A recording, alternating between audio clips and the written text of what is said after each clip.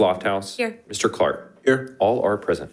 Thank you. And I will make a quick announcement before we adjourn into closed session. Our Zoom platform is not working, so I do advise folks that are Zooming in to go to YouTube. But at this time, we will not be able to hear any questions via Zoom. Thank you. And we will adjourn into closed session where we will hear personal matters, student matters, employer-employee relations, conference with legal counsel, and conference with real property negotiators. With that being said,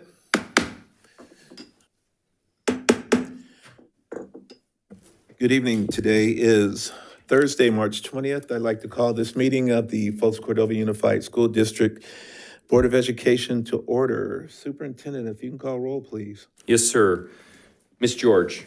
Here. Mr. Merrill. Here. Mr. Reed. Here. Mr. Charlam-Churla. Here. Ms. Larrett. Here. Ms. Lofthouse. Here. Mr. Clark. Here. All are present. All right, thank you. With that, we will do the land acknowledgement. As the Folsom Cordova Unified School District, we acknowledge that our administrative facilities and schools occupy the unceded territory of the Nishnawin and Miwok, the original people of the skies, land, and waters, where we work and learn. We also recognize the presence and ancestral stewardship of the Nishnawin ancestral tribes, the Esto-Notamuse and Nisim Pewanan to the north, and the Miwok ancestral tribes, the Amachumni, Consumne, Halapune, and Mokalumne to the south along the Great Sacramento River systems since time immemorial. We understand that this land upon which our institutions are built was once flourishing with natural resources and sustained by the ancestral knowledge and practices of these indigenous communities. We acknowledge the injustices of colonialism and attempted genocide that have impacted these communities and recognize the resilience of their descendants who continue to thrive today. In our daily endeavors of teaching, learning, leadership, and community engagement, we commit to supporting, respecting, and honoring their culture, traditions, and lifeways. We pledge to work together for the evolving vision of the Miwok and the Nishinan, especially all future generations. Right. And no, yes, your daughter, Celia, if we can have her lead us in the pledge, it's a birthday present from us. Do you know how to do that? Yeah, okay. If you can come up to the, here.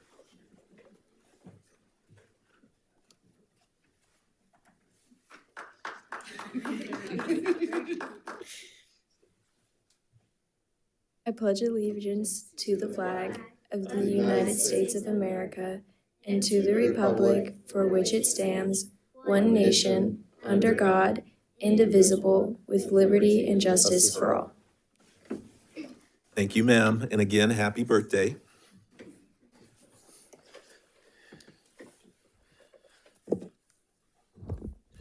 All right. This is going to be a little wonky doing this broadcast statement, but just to let you folks know that we are experiencing technical difficulties with our Zoom. At this time, we will not be taking any comments online until we can get it fixed, and I don't know if we will be able to get it fixed tonight. So on behalf of the board, my apologies for that. A broadcast statement and recording is being made in the direction of the board, and the broadcast may capture images and sounds of those attending the meeting. Tonight's meeting is being live streamed on the district's YouTube channel. The recordings will be cablecast as replays on Metro Cable Channel 14, the Local Government Affairs channel on Comcast and DirecTV U-verse cable systems. The recording will also be closed caption and video streamed at metro14live.saccounty.gov.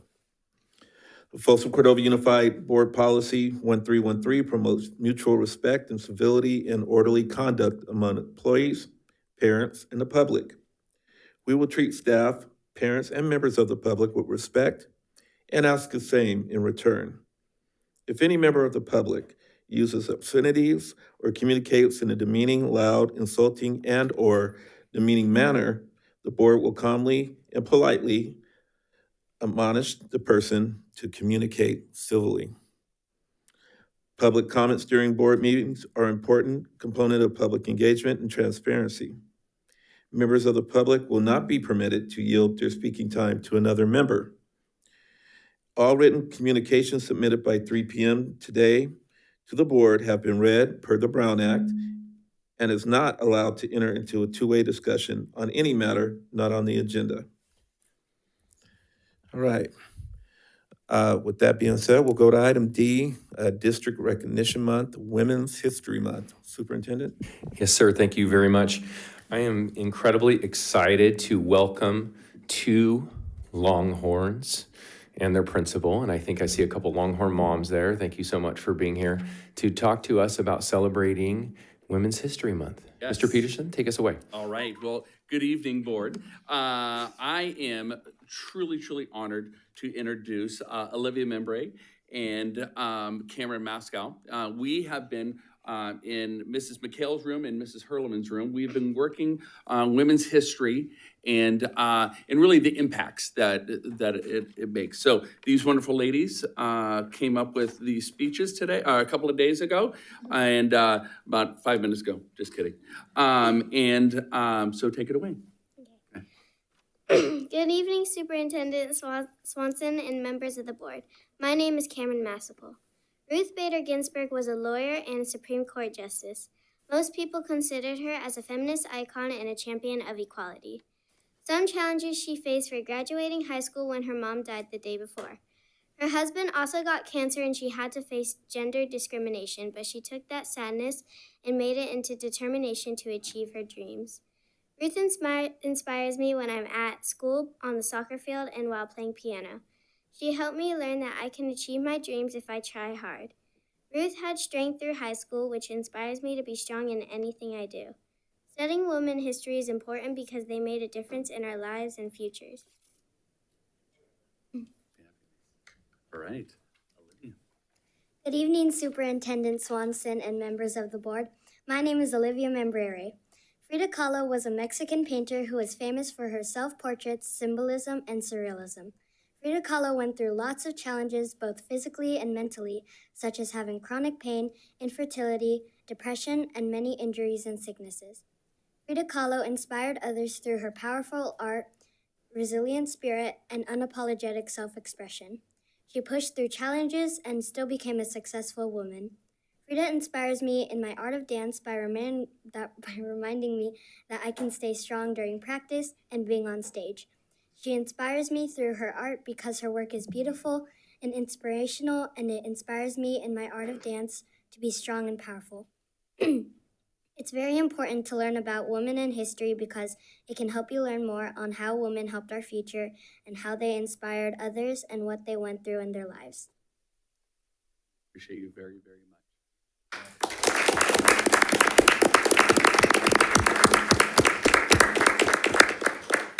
Thank you so much. That was very powerful, and I know it takes a lot of guts to come up here in front of us, but we applaud you and we appreciate you, okay? All right. I have to stand corrected. Longhorn teachers. Yes, There we go. absolutely. And Longhorn moms. Yeah, I saw the camera. So, okay, yeah, perfect. Thank you. Excellent job, teammates. Good job. Mr. right. President, do we want to take a picture? Absolutely. Can we get a picture before you leave? Can we get a picture? Thank you, Board Member Reed.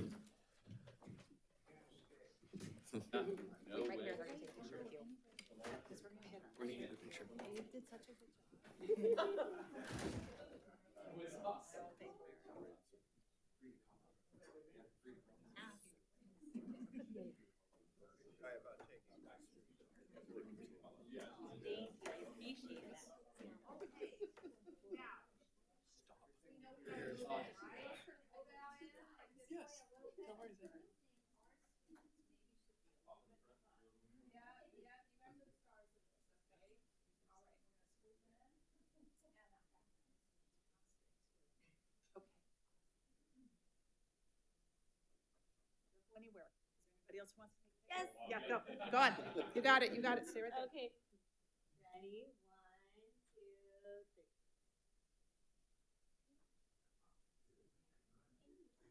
Thank you.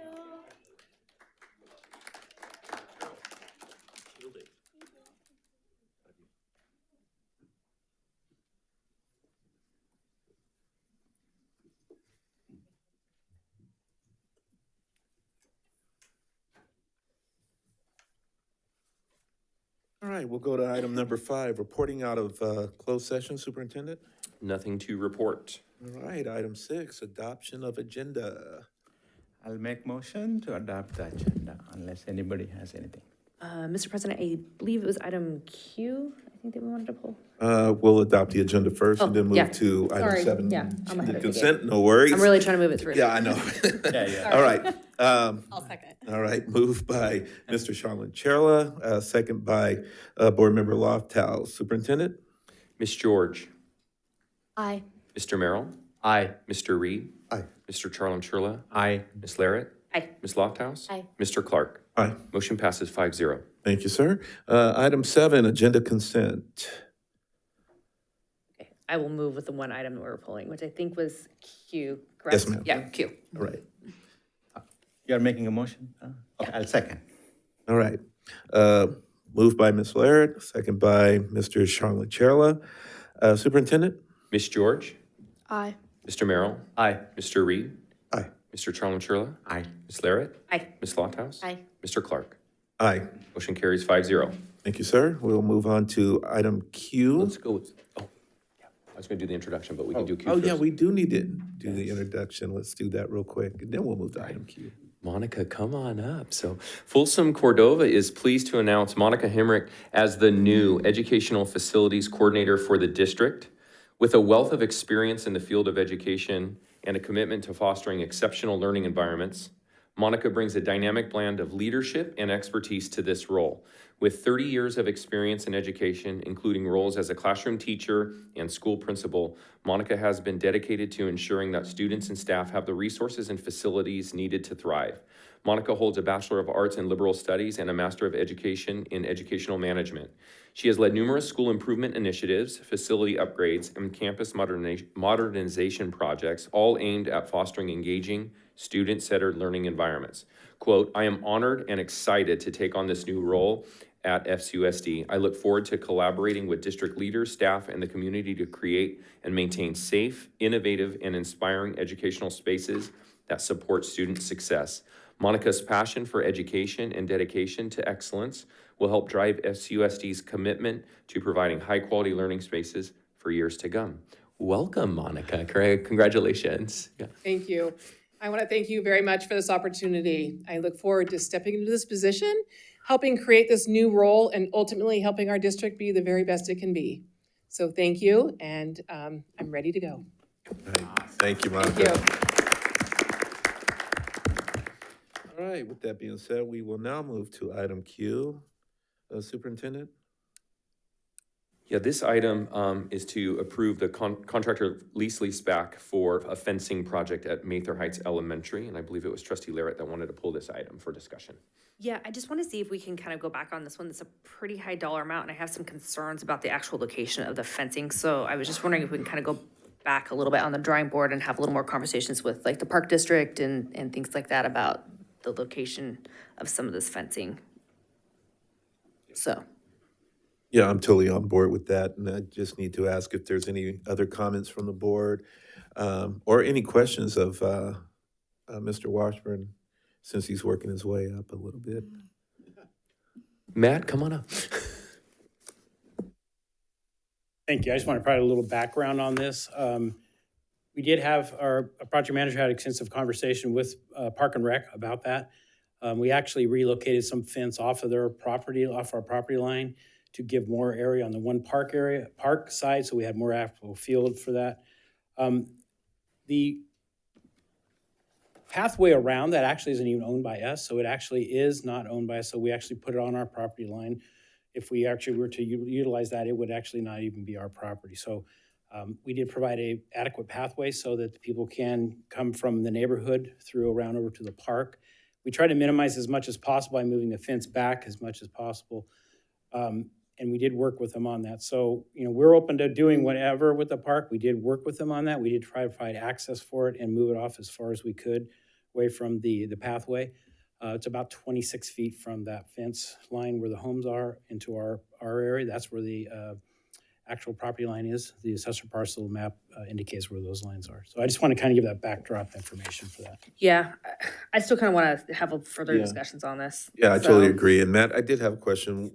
when did we have our last conversation with Parks about this Well, fencing? not an official, we meet with them on specific projects. So we Right. met with them on this project as we did with the other fence projects with our park. So prior to doing this or incorporating these projects with them, we meet with the people specifically on that. Got it. Okay. Yeah, if it's a consensus of the board, I think we should maybe table this until we can get a better feel of what's going on. I don't even think we need to move on this if we're going to table it.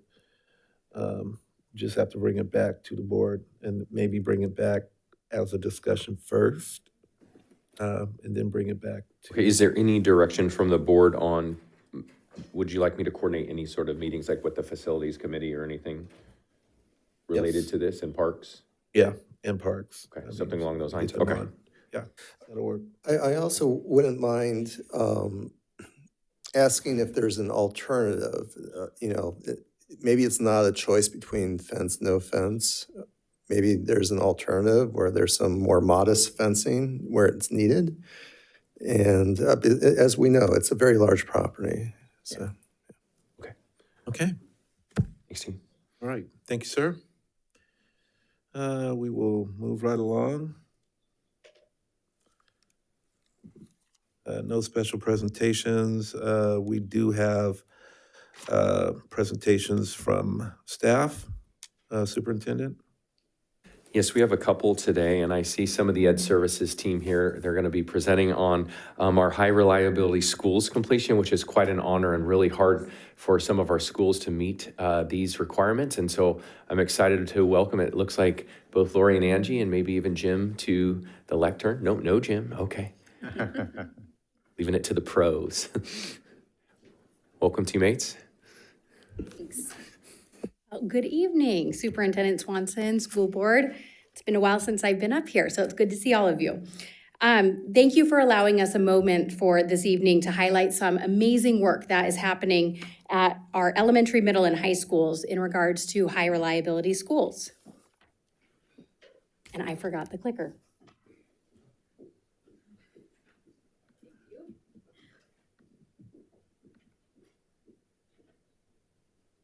High reliability school is a school that prioritizes continuous improvement and effectiveness by implementing research-based strategies to ensure student success. This concept is based on the work of Dr. Robert Marzano, who adapted these principles from high reliability organizations, such as hospitals and air traffic control systems. Those are organizations that have to have like a high degree of reliability. And then he applied those to education. So the HRS instructional model is focused on continuous school improvement. It is not just an award or a program. It's a rigorous process that is committed to improving student learning. HRS addresses all FCUSD performance and process targets. Some of the leading indicators schools collect data on include safety, a collaborative culture, instructional practices, and job-embedded professional development, to name a few.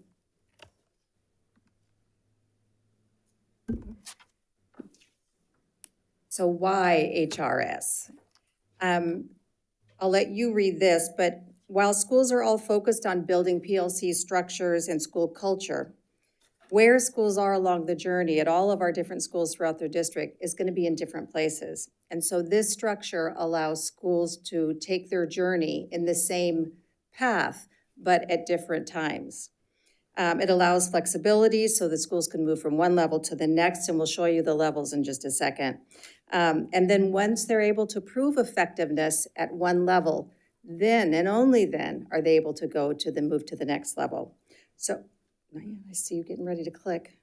Research shows that before a school can move to ensuring quality instruction in every classroom or ensuring that every child's level of proficiency is measured with effective assessments, we must first ensure that the school environment is safe, that it's collaborative, it's welcoming, and the student and staff and parents and families feel like they belong. And so we'll show you that that is the level one. So the HRS framework also forces us to be more intentional with those new initiatives, to make sure we implement them deeply, effectively, that we use data to make sure that we've used them correctly before we move on to the next shiny object. So these are the 5 levels. The first level that I talked about is that safe, supportive, and collaborative culture, and we're going to show you which of our schools have proven that they are effective at this level. The next level is effective teaching in every classroom. This is when the school puts all their focus on what's happening in the classroom. Are the teachers using the strategies that are best suited for that teaching that the students need? And we have aligned our teacher evaluation system with this level 2 so that it works together seamlessly. So when we go in and we're looking at how our teachers are teaching and how students are learning, it will connect to the work our schools are doing in level 2. Level 3 is a guaranteed and viable curriculum. Level 4, standards reference reporting, and then 5, competency-based education. Our goal is to get our schools to level 3 and level 4. Didn't even look at my notes. Let me make sure I haven't left anything out. Hold on, before you go. Also, can you go back one? Before they go to the next level, they have to prove or improve. So if they can't prove based on the indicators that Marzano research sets forth, then they have to go back and improve in that area until they can prove it. I think that's it. Oh, and then once they do prove, so just because you go from level 1 to level 2, you're not done with level 1. You still have to continuously go back and prove that you are still a safe, supportive, and collaborative culture. And they do that with quick data checks, where in your initial study, you have to use more in-depth evidence, a lot more data. Once you've proven it the first time, then you just do quick data checks. Okay, thanks. All right, so over here in this drawer, that is strengthening our PBS programs, improving grading practices, embedded SEL, increasing parent engagement, improving attendance, standards-based learning, effective instructional strategies, learning targets, proficiency scales, tier 2 interventions, all there. Looks like my husband's top drawer. On the other side is where schools are taking all these initiatives and saying, what do we work on first? Like, how do we take these initiatives that are connected and work on them and implement them deeply and fully before we move on to the next initiative? So that's the other nice thing about this structure, is that it forces us to slow down, implement fully, make sure our socks are where our socks belong, and that they all match, and then we move on to the next level. I'm very excited. These are our schools who have completed level 1 certification. Cordova High School, Cordova Meadows, Mitchell Middle School, Vista del Lago, Navigator, Oak Chan, and Sutter Middle. Congratulations to these schools. For level 2 certified schools, the honors go to Folsom Middle School. Congratulations to them. And so now, and if you do me a favor and read these quotes while I list off the names. Now we have these schools that are completely done with level 1, or no, I'm sorry, these are schools that are working now towards their level certification, level 1.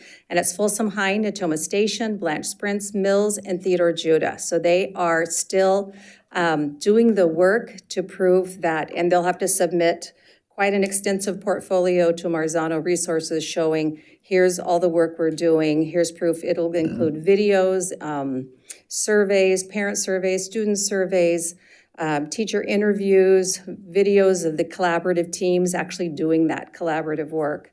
So they're doing this hard work now.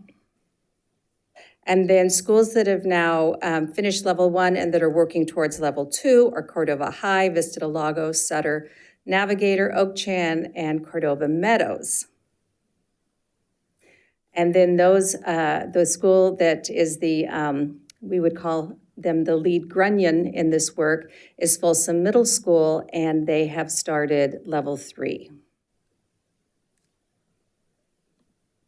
And this is our Cordova teachers. You can see, they felt so accomplished. I was lucky enough to be with them when they received their certificate for level 1 because it was such hard work. And just being able to prove that they were doing the right work and that they had the evidence to show it. So we'd just like to congratulate all our schools, and we'd love to share more with you about HRS schools. I think it's a pretty exciting thing that's happening to our schools.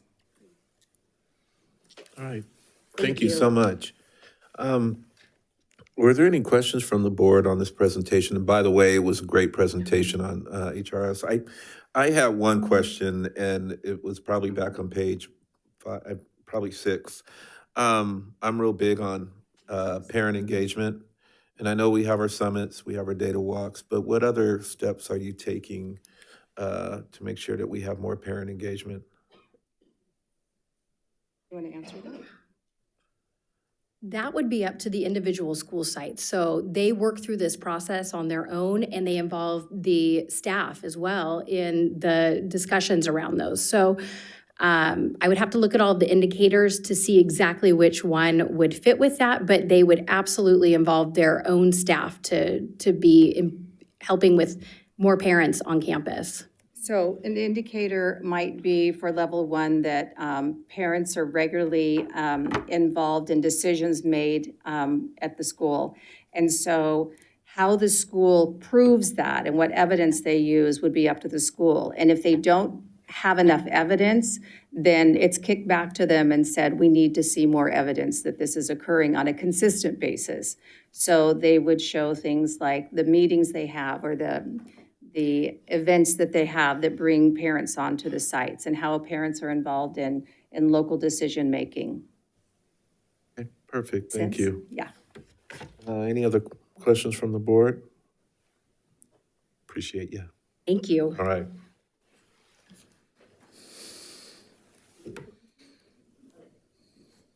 Okay. We're on to number 2, addressing intensive literacy needs at Mills Middle School. Yeah, so thank you so much. I really appreciate the last presentation for bringing up the performance and process targets. And we'll welcome Principal Dana Kerrigan and her team up to the microphone. Before they jump into this amazing work that's been happening at Mills, I just want to bring to the board's attention as, you know, we talk about 1% better each day, right, YK? That's something that we've talked about. And also we talk a lot in improvement science about change ideas. And Mills is going to talk more about a change idea they had to intervene for young people around literacy, which is, of course, a 3rd grade literacy target, but obviously literacy throughout the grades is paramount for student success to and through school and beyond. And then our collective commitment around adapt, adopt, and abandon practices, something that is addressed here in this presentation. So Principal Karen, take it away. We're really excited to celebrate this success with you guys. We've been looking forward to it. So thank you very much, and good evening, President Clark and fellow board members, Superintendent Swanson. I'm Dana Kerrigan, principal at Mills Middle School, and with me tonight I have our 2 instructional coaches, Paige Biscow and Sarah Kirby Gonzalez. So if you bear with me, I'm going to read our introduction, which is the rationale that you have. At Mills Middle School, we recognize that literacy is the foundation for student success across all content areas. Over the past year, we have implemented an intensive intervention program during our flexible intervention period to address the significant literacy challenges faced by many of our students. This presentation will provide an overview of the urgent literacy needs within our student population and the measurable impact of our targeted intervention efforts. We will outline the data-driven process used to identify the initial group of 108 students in need of intensive literacy support, as well as the criteria for adding new students as other students demonstrate proficiency and transition out of the program. Additionally, we will provide insight into our decision to incorporate the SIPS, which stands for Systematic Instruction in Phonological Awareness, Phonics and Sight Words program, emphasizing the critical role of phonics instruction in building foundational reading skills for struggling readers. Most importantly, we will share the results after 1 full year of implementation, highlighting student progress and the effectiveness of our intervention strategies. By presenting this data and our ongoing efforts, we aim to demonstrate how strategic, research-based interventions can lead to significant literacy gains and improved academic outcomes for our students. Finally, we are grateful for the superintendent's performance targets and the recent board resolution on our district's commitment to literacy, which show how seriously that the district is taking this issue.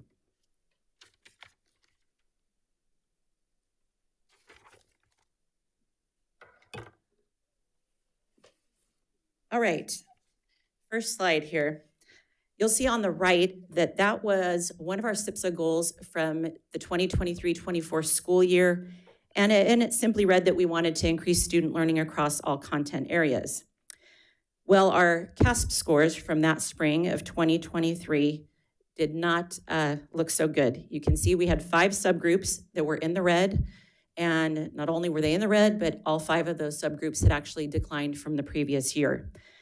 2 of those subgroups, African American and students with disabilities, were also in ATSI at the time, which stands for Additional Targeted Intervention and Supports, which means that those subgroups were performing in the bottom 5% of all students in Title I schools in the state of California. So I brought on 2 instructional coaches that year, and we sat down and we said, what are we gonna do about this? We've got a problem, a really big problem. And also, overall that year in English, the school was also in red.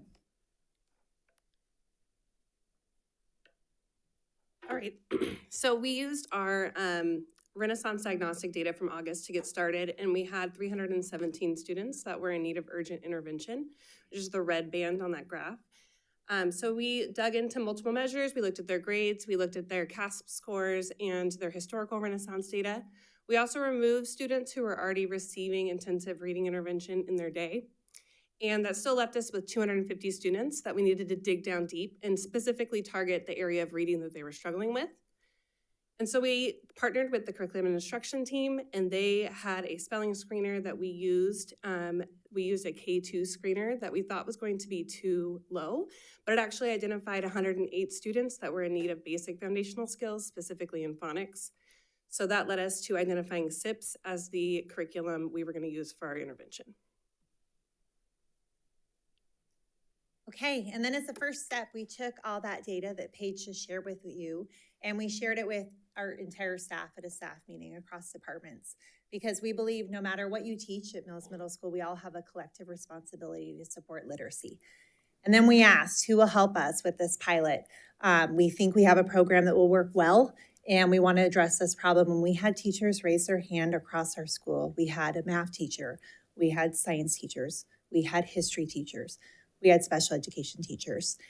And then we brought in the CNI team to help us train them, because this was a little different than the skills they were hired to teach with, right? And so they went through training on how to teach the SIPS program. We moved their classes around so that we could maximize their schedules and have 4 days a week to teach the program. And then we hit the ground running at the end of January and started teaching. I won't go into the 2 graphs unless you ask me to at the end, but basically what they told us as we were progress monitoring was, yes, this was the right work. This was a program that was showing growth with our kids, but we needed more time. The end of January till the end of the year was not enough time to really get our kids up to speed. So what we did then was we determined all of the students that were in the program who'd be returning as 7th and 8th graders would stay in the program. We'd be ready to go in August instead of having to wait till January. And then we reached out to all of our 5th graders, teachers, to have a continuum of services, to say, where are your students? We gave them that same screener. Paige and I hand scored them all to see who was identified to be in this program. And right away in August, thanks to the work of our counselors, we were ready to go serving all of our students. This is historical data we gathered on the original 108 students to really make sure that we were targeting the subgroups that Principal Kerrigan shared on the first slide. And what really caught our eye is the top graph for English language status. That green bar that's not labeled is initially proficient, meaning yellow, green, and blue altogether represent multilingual learners that are in this program. And then the other one that really surprised us was the bar graph down at the bottom.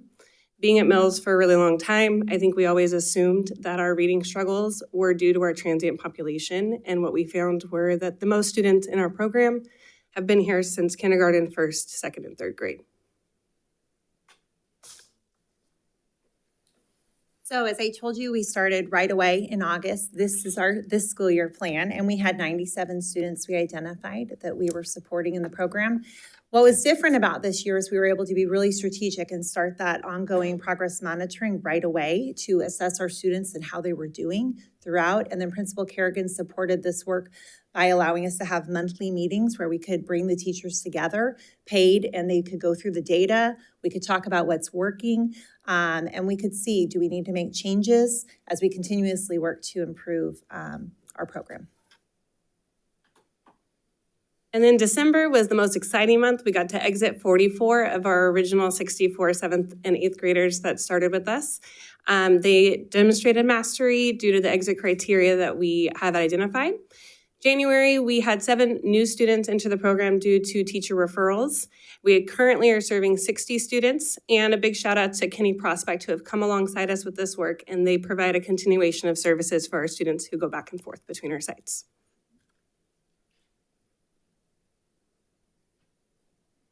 And back to the slide that I showed you at the beginning on the left, where we had all 5 subgroups in the red, and as a school, we were overall in the red. Then 1 year later, spring of 2024, all 5 of our subgroups moved out of the red and into the orange. And as a school, we moved from red to yellow. We also modified our SIPSA goal last year to focus on those subgroups that are historically marginalized and underserved, such as our English learners and our students with disabilities, and got real specific about how we are going to improve reading levels for these specific groups. Okay, and we know we like to hear student voice and hear from our kids, not just in the data, but also in what they have to say. We did a lot of surveys with our kids, and over 86% of students self-reported that they felt that they had improved as a direct result of the SIPS intervention. This is just a handful of our kids at our celebration as they were exiting. And we're gonna listen to a short clip from Serenity Hunter, who I had the joy of teaching last year, and this year she's with the fabulous Miss Code. And she'll share with you directly her view.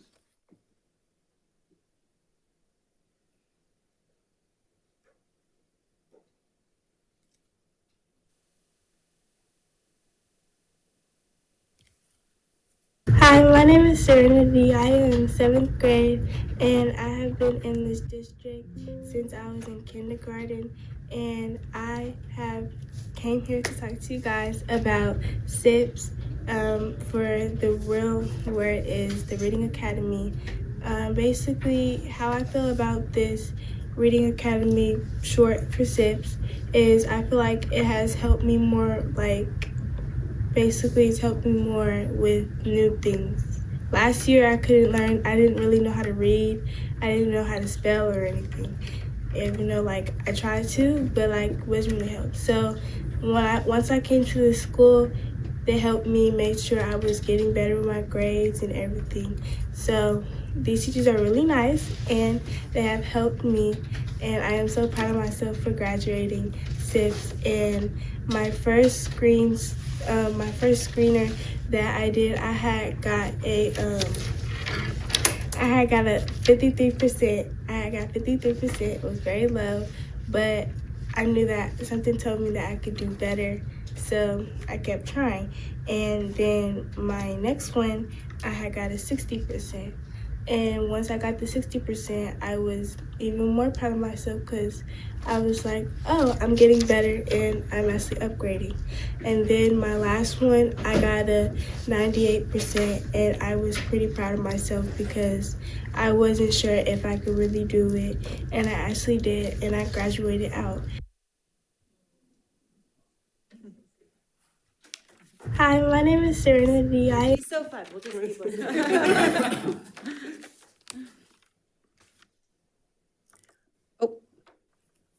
And then this was just a little bit more student voice. We, like Sarah said, have surveyed our students a couple of times. So on one side, you have what they started, SIPS, how they were feeling. And remember, we had done this in January. We changed their classes. We took them out of their advisory classes, put them in a new one. They were not overly happy. But now, currently, how they feel about SIPS. overwhelmingly okay, mid. Remember, for middle schoolers, that's a good thumbs up in our book.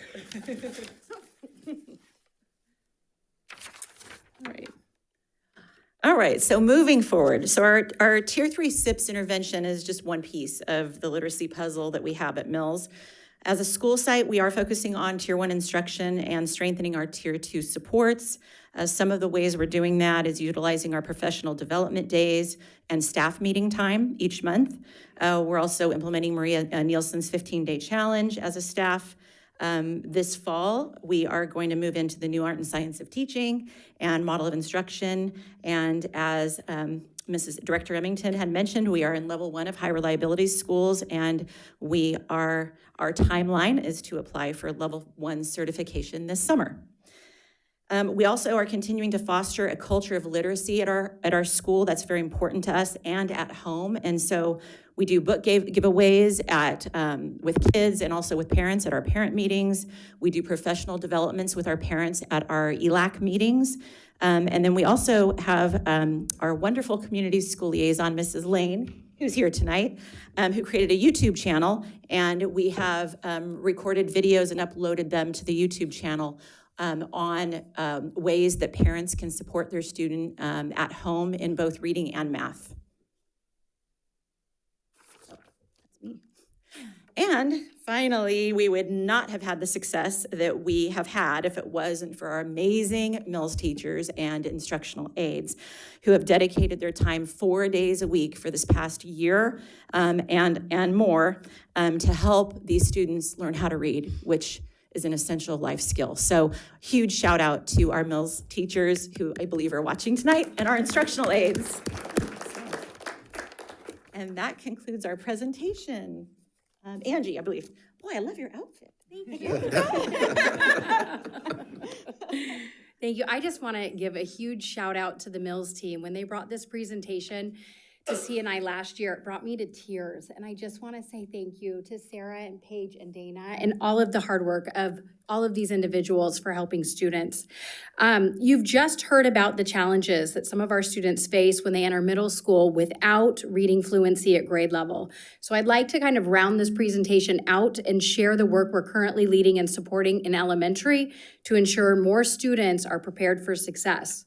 So we know that reading is the foundation for all learning, and our district has made significant shifts to strengthen literacy instruction. We have heavily invested in high-quality professional development based on the science of reading. 178 teachers are fully trained in a comprehensive 2-year letters program. 75 more teachers are in the process of completing either year 1 or year 2. 23 more teachers have completed Aspire, that is for grades 4 through 8, with 14 more enrolled this year.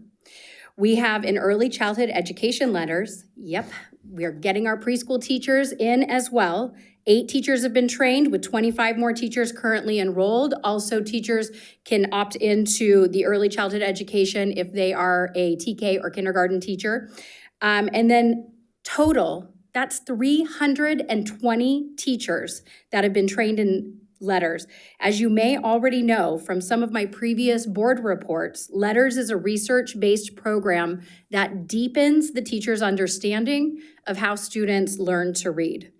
But knowledge isn't itself enough. We've also added instructional coaches to support teachers in bringing best practices into the classroom every day in our Title I schools and our middle schools. Another key shift has been aligning our core instruction with the science of reading. So in grades K through 2, we have implemented UFly.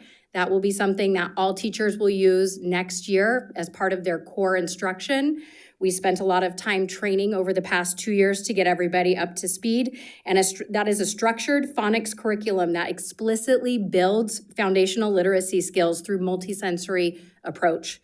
And research has shown that engaging the multiple senses, so you're seeing it, you're hearing the sounds, you may be making some movements around it, that helps students form stronger neural connections and making learning to read even easier and more effective and lasting. For grades 3 through 5, we use SIPs, and this team did a good job explaining that, so I'll spare you that part. And then finally, we recognize that the transition from elementary to middle school is critical. So to bridge that gap, this year we'll be implementing transition meetings between 5th and 6th grade for all schools, and that will ensure that student need is clearly articulated from the elementary school into the middle school. And lastly, I just want to say that reading success is not left up to chance, and you can see that by the presentation tonight. It's built through intentional, research-based instruction, dedicated teachers, and a system of support that extends from early elementary all the way through middle school. We are committed to this work because every student in our district deserves to be a capable and confident reader. Thank you.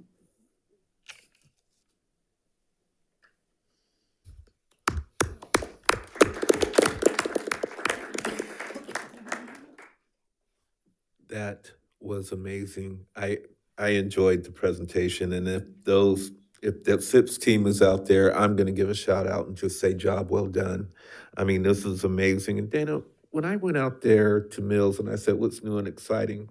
You didn't mention this. But that's okay. I mean, this is exciting to hear about this. And you know, Miss Serenity, who gave her testimonial, I'm pretty sure there's going to be more students that'll be able to talk about what this program has done for them as far as their self-confidence and, you know, their reading. So kudos to you and your team. You guys are the best. And I look forward to coming out and checking out that program. Were there any other comments from the board? Yeah, so I've literally been hyping you guys like all year long because like every time I'm like, Mills is like where it's at. They are amazing. Every time I go there, there's just such an intention of like really supporting the students, and you just can really feel that there's like a high level of care that's there. I love our community schools team that's there, but it just is like when you go there, you can just tell that the teachers are all just super engaged with the students, and that the kids are really thriving. And really from what I'm hearing in the community too, the rumblings are like, hey, like Mills is where it's at. Like, I mean, there's a lot of really good positive things that are out there in the community that's reflecting all the work that you do. So just wanted to like give like our shout out to you guys that it is like very like seen, all the work that you're doing, and just super appreciate you guys. So. Any other comments? Yeah, Mr. President. Yes, Mr. Mayor. My favorite thing about this presentation was the amount of people I actually saw in it. All these teachers, the students that were actually in it. I really like that anecdotal piece because sure, you can gas up the program all you want. You could talk about how good it is, but in reality, it's actually the teachers that are, making it get done, and it's the students that are also getting it done. So I really appreciate the human touch in this and how many faces I actually saw because, you were balancing the statistics with the actual anecdotal evidence, and I really appreciate that. All right, thank you, sir. One last one, sorry. Yes, ma'am. As a middle school trained teacher, later learning letters and SIPs, it is like a completely different language teaching it. So not only did these teachers put in a ton of effort and energy into learning a program, but it truly is like learning a different language. And then being able to execute it in such a successful way is huge and speaks volumes to the support they had, so. Anyone else? I did have one request. You said there was a YouTube channel. Is it possible to send us that link? I'd love to see it. I think the whole board would probably like to see it. All right, perfect. Yeah, we'd like to check it out. Yes. All right, well, thank you so much. I appreciate you all. All right, we are moving on. And it looks like we are into public comment. Time will be given to speakers at the discretion of the board chairperson. The law allows the public to address the board on any matter not on the agenda. The law prohibits action by the board on non-agenda items. So with that being said, we will call our first speaker. And it is Sharon Kalapruna. Hopefully I didn't butcher that. Yes. I did. Okay. Good evening. Good evening, everyone. Board members, and my name is Chirant Kalyanpura, and I'm a parent of fifth grader Veer Kalyanpura at Goldridge Elementary in Folsom. I'm here to voice many parents who wanted to connect today on Zoom, but due to technical difficulty, they could not. But there are 15 parents watching us online. So I'm here to, on behalf of all of them as well. So the concern is about the math placement test for fifth graders wanting to go into the accelerated math pathways in middle school. I know the school district has good intentions at heart for changes to these programs, but you all agree with me that it's announced pretty late, February 2025, around that time. And implementation of transition part of the plan was not executed smoothly and well-informed way. So it was still being refined and fine-tuned until the last couple of weeks. Also, criteria for placement test was based on the past tests, which happened in December, which cannot be influenced anymore. Many students qualify for honors math but got blindsided since elimination of honor math and higher required level in CASP and STAR test to qualify for taking placement test were not communicated by the school from beginning of the school year. So in fact, teachers and principal did not know about it. Thus, importance of STAR test was not given from the start. And it happens that many bright kids won't even have a shot to take the placement test. So thus, they can't get into accelerated math until high school now, since the middle school is also removing challenge tests. So, which is in result will make them fall behind to compete for good colleges in the future. So our ask, we request a board to allow at least placement tests for all fifth graders who opt in. So extension for test timeline by few weeks would be nice to have. It's not likely they're gonna get one full grade smarter in few weeks, right? So that's one of the ask. Only deserving will proceed, but at least they would have their best shot. So that's the whole intention. This is very important and fair ask since they won't have challenge test until high school. I sincerely hope board members will do the best to accommodate this. Thank you for your attention, everyone. Thank you. All right, thank you, sir. Okay, we are on Faith Smith. Please know for the record that she is a student. We are allowing her 4 minutes. Hi, my name is Faith Smith. I've lost track of the number of times I've come up here, but I have not lost track of the time it's taken to create change in this district. This upcoming audition during the first week of April will be my 4th time auditioning for the jazz program at Folsom High School. Last time I was here, I spoke about the audition process not being seen anywhere. I've now seen the audition process, which was posted March 10th last Monday. It reads, in the beginning, it says, "The audition process is an assessment to help determine what level of music will be selected for the jazz ensembles. Just do your best, stay relaxed, and focus. Wishing you the best of luck." This tells me that no one will be denied anymore, which should have been the case from the very beginning 3 years ago. Well, not only 3 years ago, but 40 years ago. However, on the website where it tells what dates the auditions are, it says, Monday, March 31st, winds, piano, and guitar. Tuesday, April 1st, voice. Wednesday, April 2nd, brass, drums, and bass. It does not say all instruments, meaning I cannot play violin in the jazz band still. I'm doing it at ARC, and I've talked to the professor at FLC who says that I can do it there too, so why can't I do it at Folsom High School? Even though there has been 2 violinists in the jazz program previously. Why is it only for select people? Why is that pathway still not open? Cal State Northridge says all instruments. UCLA says all instruments. Cal State San Diego says all instruments.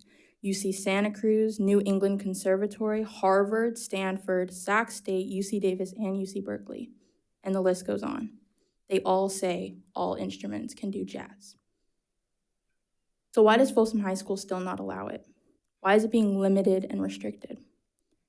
I'm going to bring this up again. Why does the jazz program at Folsom High School feel they can limit someone else's culture?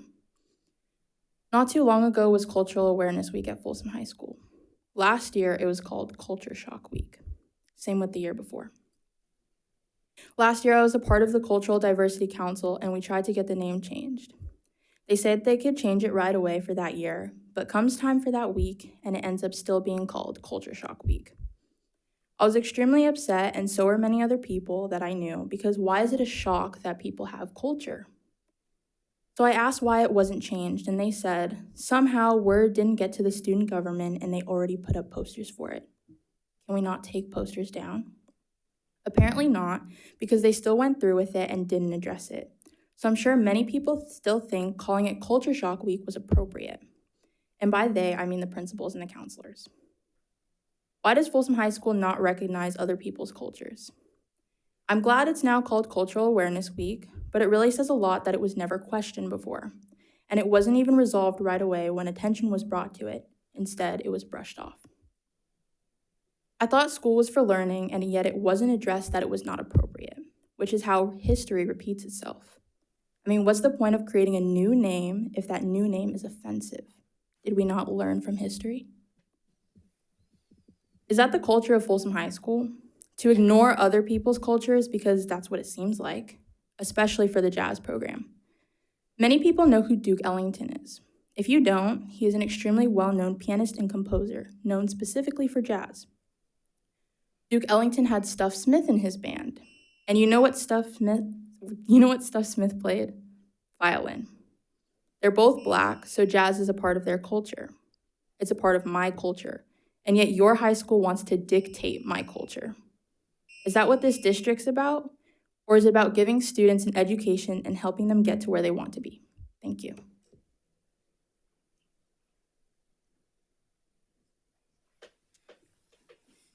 Right.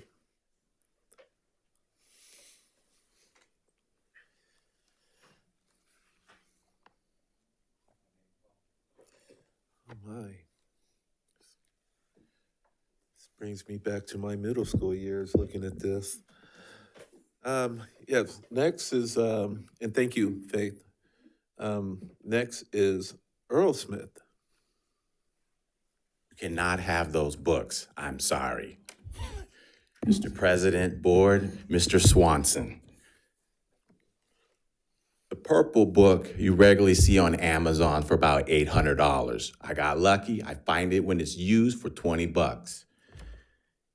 The purple book, and I'm showing for YouTube to see, because I teach music privately. I graduated from Cal State Northridge Jazz School. I started at the Bob Cole Conservatory of Music. I'm strongly educated in both classical and jazz. Privately, I've studied with many of the great jazz musicians by luck, including Alphonse Mouzon.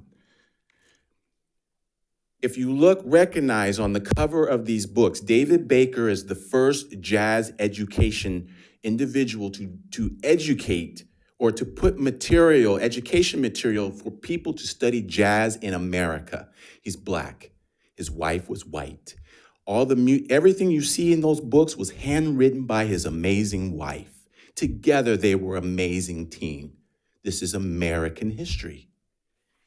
I asked you, Mr. Clark, or President Clark, Miles Davis or Charlie Parker? Your answer was Charlie Parker. So can you go to page 117? And if you look on all the beginning, on the front page of all these books, it says either for all instruments or all musicians. So on page 117, and I'm trying to hurry, this section talks about blues. There's two types of jazz, 12-bar blues and rhythm changes. Everything forms from these two formulas. This section specifically talks about 12-bar blues. On page 117, you have Charlie Parker's piece called Now's the Time. This is the improv. It says, Treble clef. C instruments. Flute is in Folsom High's jazz band. It is not a traditional jazz instrument, but they accept it. That's a C instrument. Piano is a C instrument. Bass is technically a violin. It's a large violin. That's a C instrument. Violin is a C instrument. You turn the page, it is the exact same improv that's been dictated. It says for B flat, saxophone. Clarinet is also a B flat instrument. Williams would not let one of the students who didn't get to go to Gin play clarinet. Turn the next page. E flat instrument. This proves any instrument, including violin, can play any part in a jazz big band. Any part. So why are they denying? Or is this another sign of retaliation that the CDE made the finding of? Because they had it before. The picture's on the booster website. Why must I re-register her to audition? I can't find the policy. Please, Mr. Swanson, show me the policy. I haven't moved. Sherwood Apartments. It is my right, it is her right to go to Folsom High. I want to see first a culture or her go through an audition process and not be retaliated against before I come back and commit. I'm scared. I'm still waiting to see if there's going to be compliance from the district based on the order. I haven't received anything. The gold star, it looks great. But I know that's a result of that order because it says you must train the entire district on retaliation. You must. But I have no faith as what has Principal Cadenhead done regarding this order? Is William still here? Is the district going to allow teachers to abuse children and there's no consequences? Gotta wrap it up.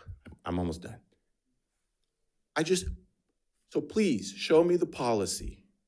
I'm willing, we've been here, everyone. I'm gonna fight this till the end. I have a lot of faith in you, Mr. Swanson, but others in this district, I don't, and I'm scared. Thank you. Thank you, Mr. Smith.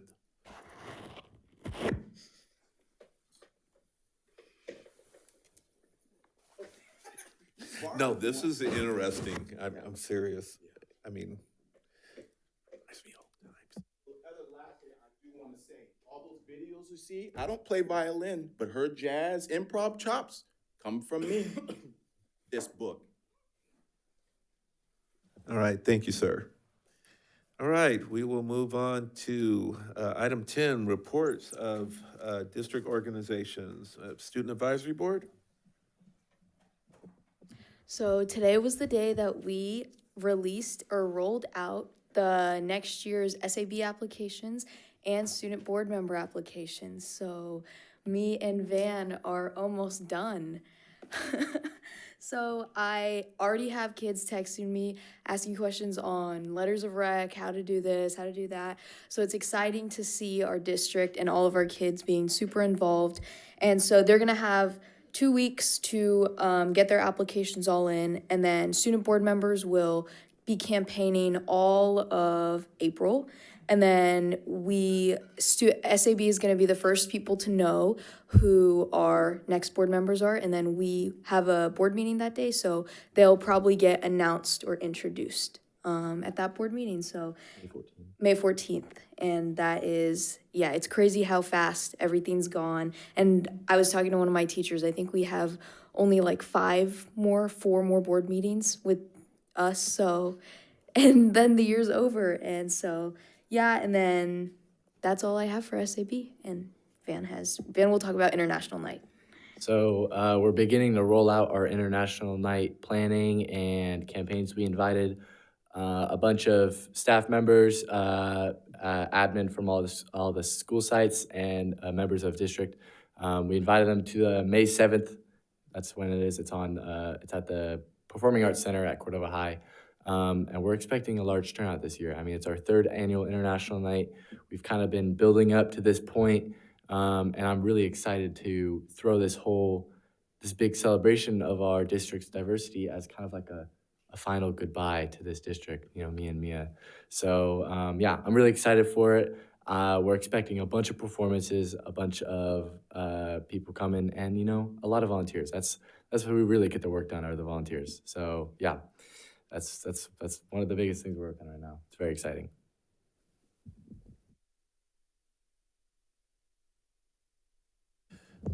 Thank you. Next is the California School Employees Association. Good evening. I apologize. Our president had to leave in a hurry. Good evening, Mr. President, members of the board, and Superintendent Swanson. MOUs 12, 13, 17, 18, 20 all go up for ratification next week at our chapter meeting. We will also be meeting with the district expecting a counteroffer. Finally, next Thursday, our union president will be participating at the Community Schools Collaborative Leadership Study Tour at Mills Middle School. This is a regional study tour hosting guests from the California Department of Education, SCOE, and districts in surrounding counties. We look forward to continuing to partner. Thank you. All right, thank you, Ms. Lane. Folsom Cordova Education Association.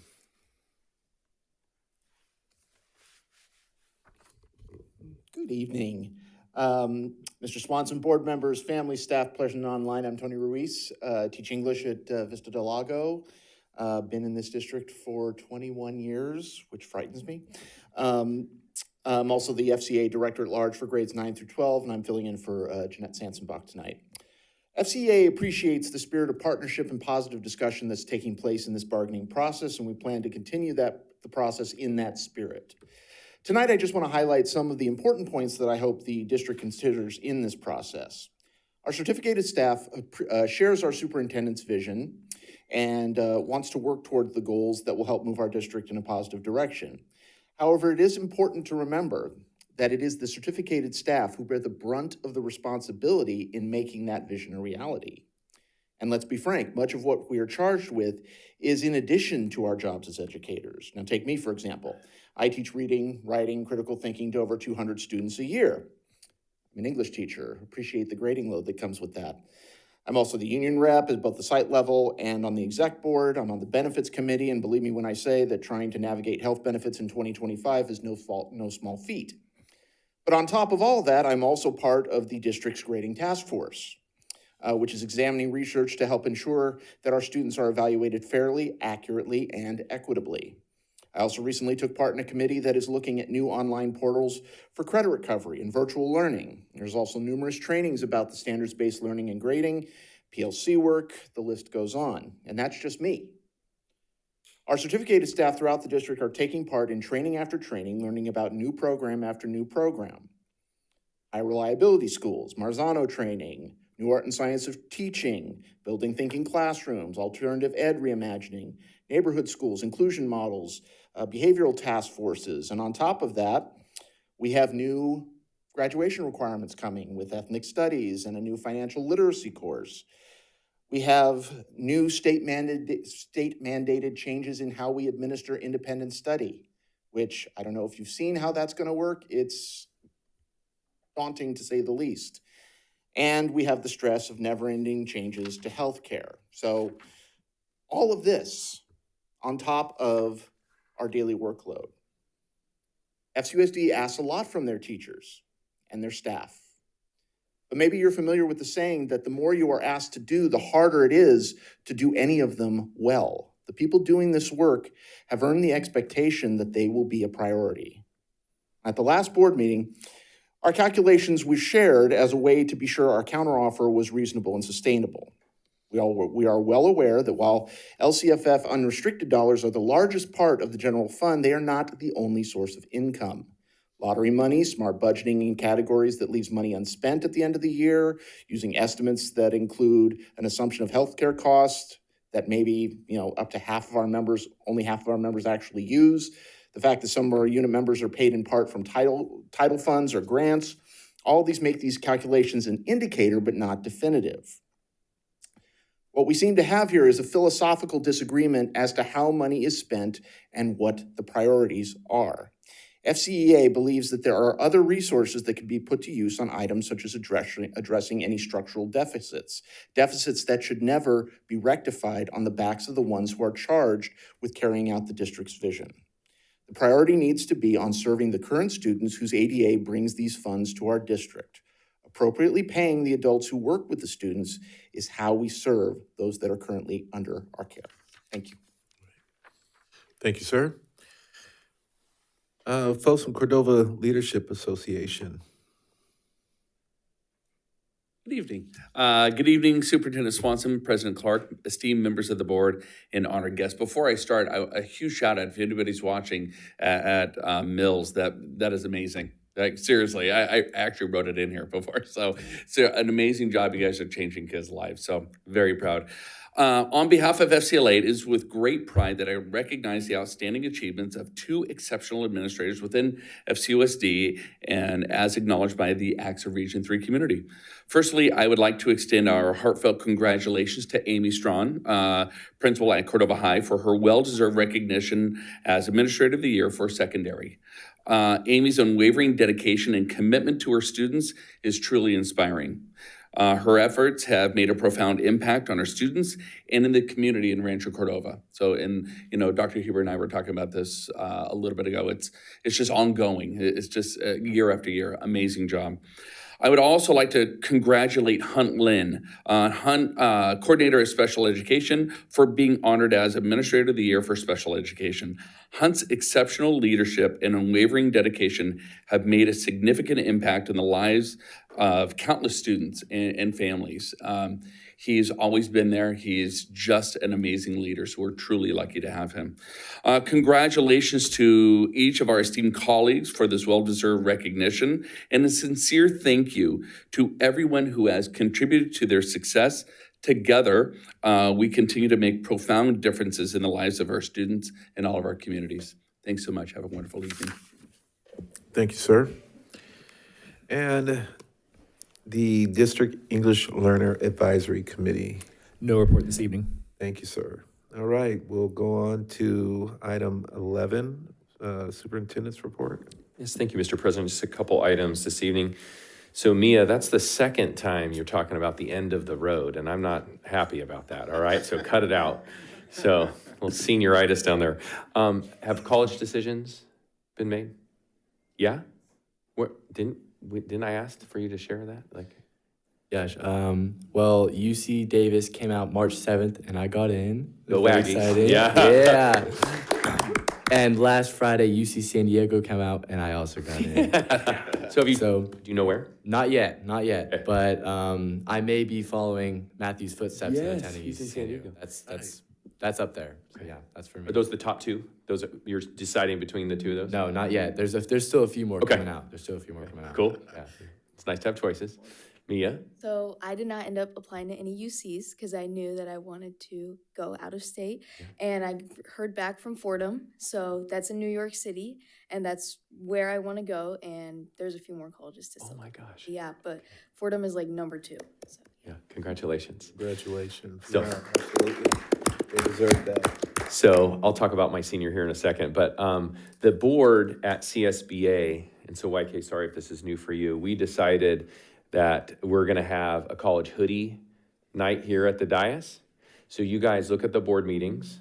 I mean, I hope it's not a 105-degree day outside, but you look, when you guys decide, and then what schools, make sure you get a hoodie, and then you tell us, and then we'll wear our college or any college hoodie, and we'll do a day of hoodies here at the Mr. dais. Swanson? Yes, ma'am. Could we actually buy them their hoodies? We can figure that out. Absolutely. Yeah. Well, I'll buy Vans if it's a Davis one, because that's where I went. But no, yeah, it'd be our pleasure, I'm sure. Yeah, for sure. Okay, so you pick the date. And once you pick college, then you pick the date. We'll make that happen. Okay, perfect. So I just want to say thank you to Olivia and Cameron from Mangini that came step out. I said, every single cultural awareness celebration has brought tears to my eyes, and the pressure was on, and they did it. That was another one. It was incredible. Thank you to the HRS team and Mills and Ed Services. Way to go. That was a really amazing presentation. And in general, I've talked a little bit about there is a natural sort of cycle in the school year that our educators, all classified and certificated administrators go through. And there's some highs and lows, and there's this predictable low sort of after the holiday season as we head into like deep winter. It's like low effectively. And we're just coming out of that because when spring comes around, we feel the difference. But I just have to say special thanks to our classified teammates and our certificated teammates and our administrators, everyone in this building, out in our schools, in the community, all 3,000 employees, because to be honest, this is one of the very first years that I actually didn't feel that. It felt like this family here in this district really comes together and pushes through. And so now we're at this, as Mia thinks it's like she's ending tomorrow. There's still a little bit left to go, Mia, but we're usually the predictability as we get through this portion. When spring sprung, our attitudes, middle schoolers go a little wonky, but our attitudes get really a lot more positive because of the energy and the weather and all of that. So thank you to everyone for all that they do for our students. I will just say briefly, happy birthday to my youngest daughter out there. So I now don't have any children. I have a bunch of adults running around, a bunch of adult women in my life. So happy birthday. Yes, she's here on her birthday for her AP Gov class. So one of the things we say in Team Swanson, and if you had a mic, I'd make you say it, but is work hard, have fun, finish strong, Mia, finish strong. Did you hear that? Okay, so finish strong. So, and then lastly, I would ask the board, if you may, if you wouldn't mind convening this evening's meeting. And I have a bio. One of our esteemed colleagues, Paul Richards, passed away at 82 years old a couple days ago. Actually, yesterday, March 19th. I have a brief bio. I'll just read a couple lines from it. That Paul began his career as a drug counselor in the San Mateo Unified School District, later becoming a teacher, coach, and vice principal, where he influenced countless students until 1997, where his passion for education led him to Folsom High School, where he played a crucial role in the school's transition to its Iron Point Road campus. After initially retiring in 2005, Paul returned to serve as principal until 2008, leaving an incredible mark on the school and its community. So reflecting on his time at Folsom High, Paul once said, "I am most proud of the cooperative efforts of the students and staff to meet the challenges I posed to them and the fact that they have exceeded all of my expectations. The end result of all of the staff and students' hard work was the state's recognition as California's top performing high schools and national recognition as a silver medal school and being ranked among the top 3% of high schools in the country." So just want to, if you would, if you don't mind, close the meeting in Paul's honor tonight. Thank you, sir. Board Member Reed. Yes. All right. We're not doing the students first? Oh, We just said our college decision. I know you did. So let's go back. Student Board Member George. I was just gonna talk a little bit about Folsom High School and things that were going on. I know I mentioned Acadeka before. They're at Santa Clara University right now for nationals or for state, I believe, but I just know that they left today, and so good luck to them. And then we had we had our international night at the last board meeting, and that one was the super long one, so I couldn't go. I heard it went well, and I heard everything went smoothly, and everyone was performing well, so hopefully that same happens for our international night as well. And then I believe that's all, and I will not mention how we're leaving again, so we'll mention that next time. That's all. All right. Board Member Merrill. Thank you. For my board member report, I'd like to put a spotlight on Cordova's spring sports, specifically the swim team and our volleyball team. both of our teams have been doing very good this season. Despite only having like 4 boys on the swim team, we've really been putting in the work, and we've been trying hard against our new league opponents in the Metro League. And our volleyball team has actually done really well, especially in the tournaments they've played over the past 3 weeks. They've secured, it wasn't in the gold, like the bracket, whatever, but it was in the silver and bronze they secured first. So shout out to them. And their, what's it called? I'm forgetting the word, but their track record so far is doing really good. So I'm happy of them. I'm proud of how sports at Cordova have evolved since I've been a freshman. I really see students getting more and more and more involved after COVID, and I'm really appreciating that because, you know, sports at Cordova, it's a pretty big thing, and I'm glad to see it grow. And our student government is hosting our spring rally tomorrow, actually at 1:00. So you guys are all I'm personally inviting all of you.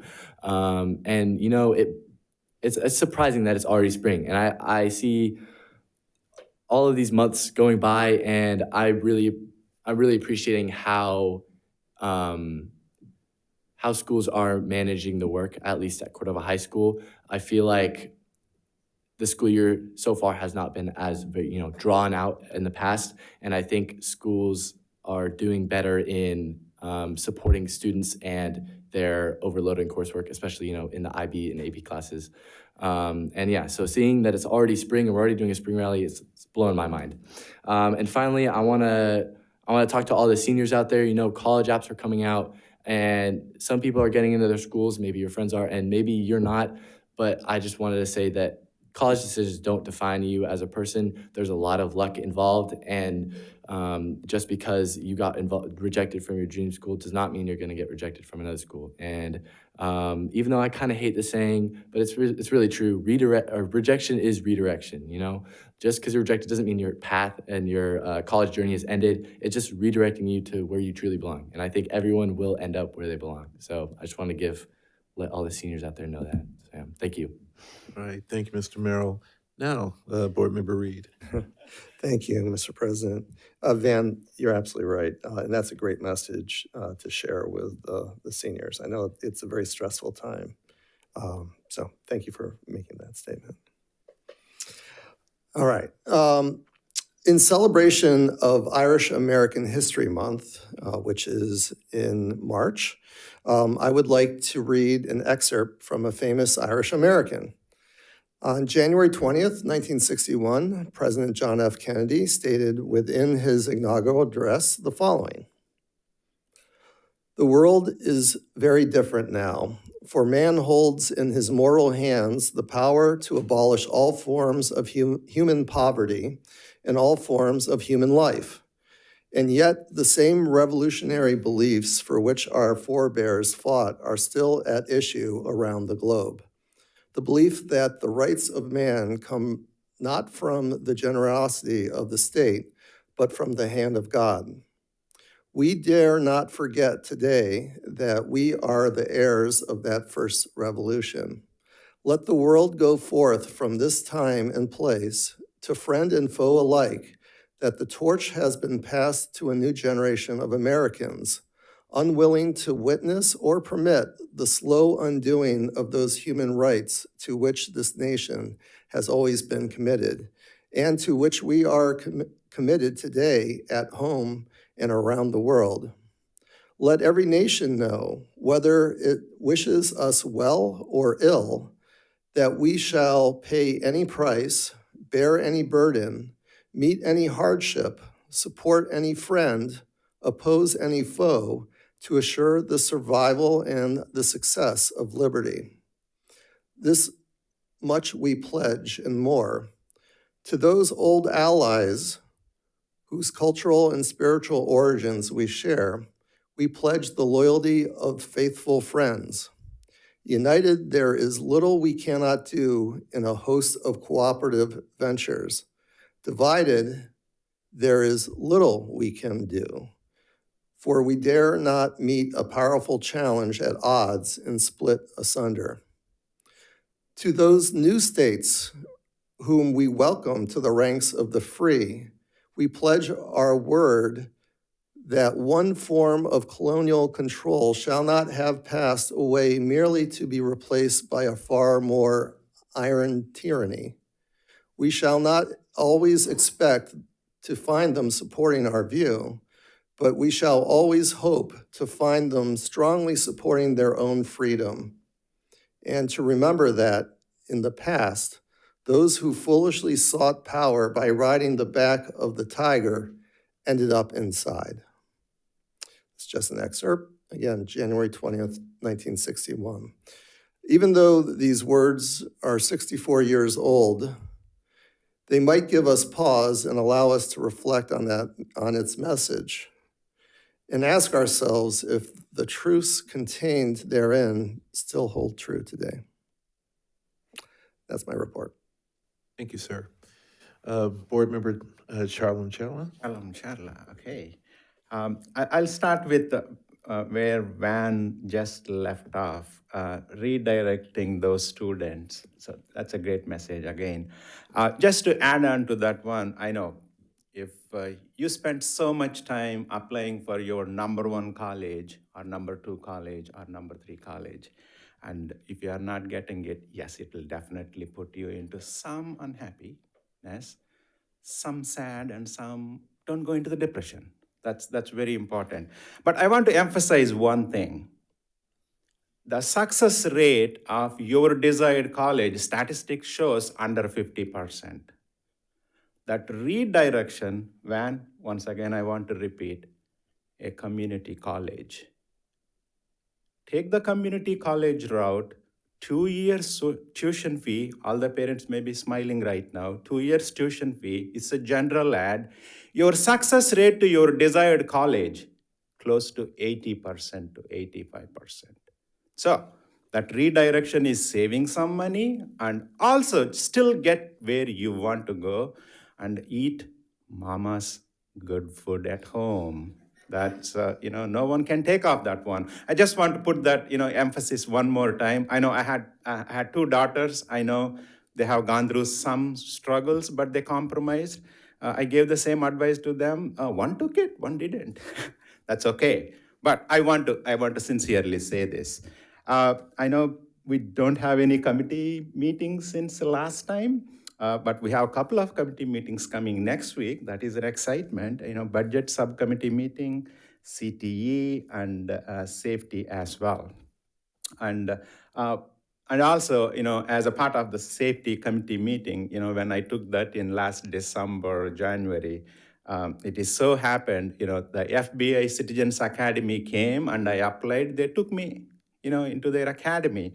And the same way, Metro Fire, they first time did their academy. There is so much our kids can learn, that Metro Fire. I'm learning it. I'm going to build some relationship to bring it to our school district. And safety is that, priority for me.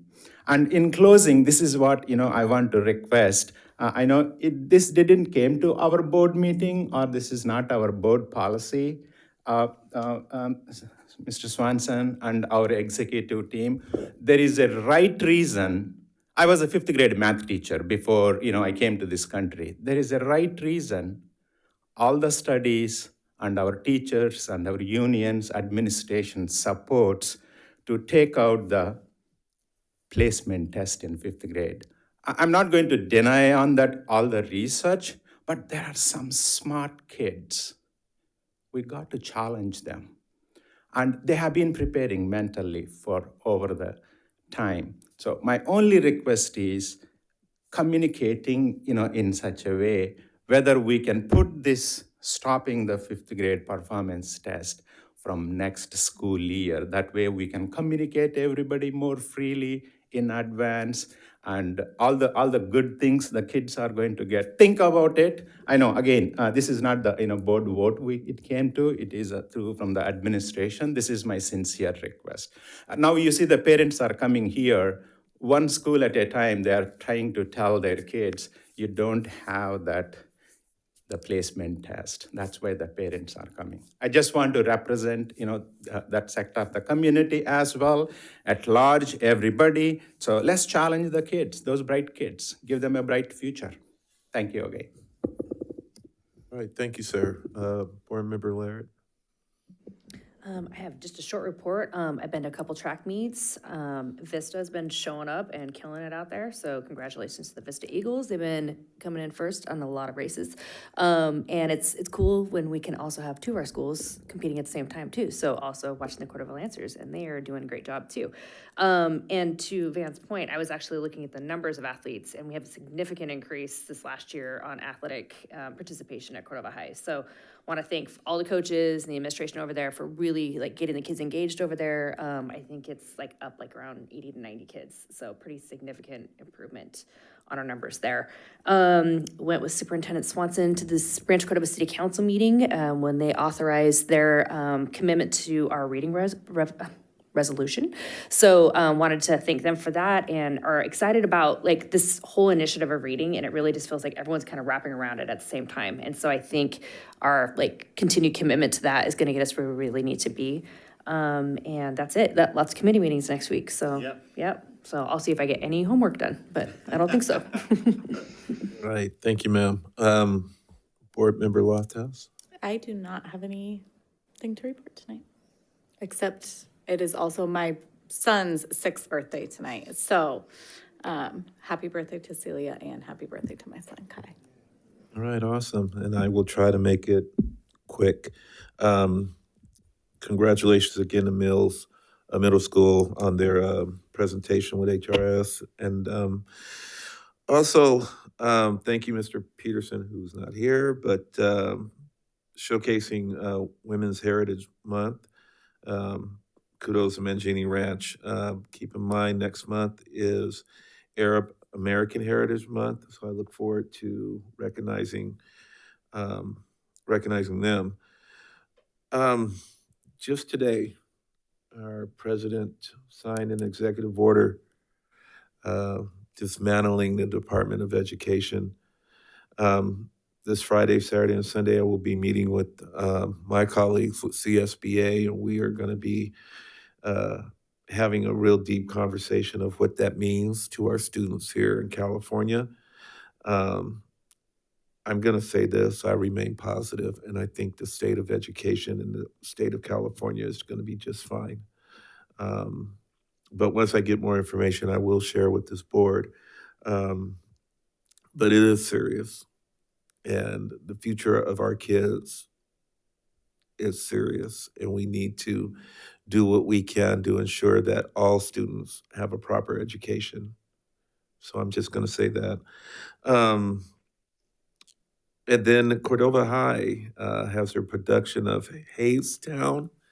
It's a teen edition or something like that. So I look forward to going to that. And also Folsom does have a production as well. I can't remember the name, it escapes me.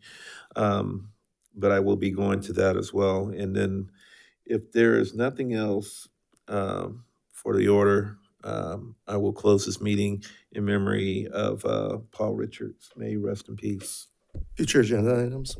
Yes, sir. You want me on that or board president? No, you. Advanced planning. Yeah, advanced planning. So next board meeting, just a reminder, it wasn't on our original calendar, but we have a board governance study session scheduled for Thursday, April 3rd from 5 until 8. And then our regular board meeting will be on April 10th. And then we have the 12-month board calendar attached there. And then suggested future agenda items. Is there any for the good of the order? I don't have anything new to add. I'm just wondering, might there be an opportunity to move the middle school math conversation a little bit earlier? Yeah, I think Dr. Huber, we had talked about earlier this week about coming to April. So our next regular board meeting, we'll have that conversation April 10th. Okay, thank you. Absolutely. Awesome.